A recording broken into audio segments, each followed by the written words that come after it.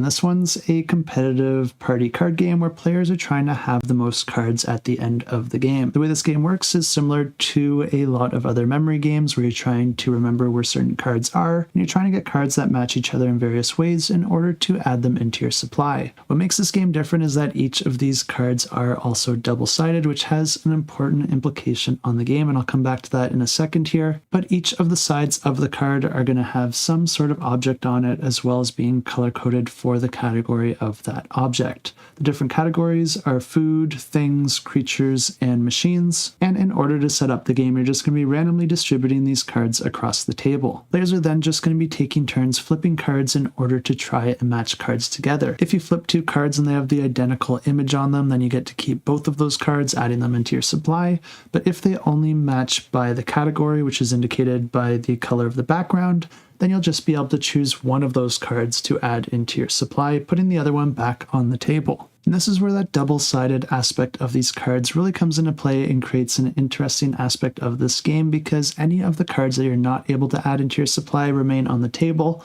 but they're going to be remaining on their flipped side that you just flipped them to. This means that for each card out on the table, you're not just trying to remember what's on the back of that card, but you're also trying to remember what's on the front of it, depending on which side it's flipped to. This means that there's 2 possibilities for each card, and you're going to have to remember both of those and where they're located at any given time. And the game comes to an end once there's only 6 cards left on the table, and then players are going to be counting up their cards, and whoever has the most wins the game. And as a nice bonus, you can also fit together any 2 cards to create all sorts of silly images, but this is just for fun and it doesn't actually have any impact on the game. But if you're looking for a silly fun game that's easy to get to the table and play, it's definitely one to check out, and I will have it linked down below.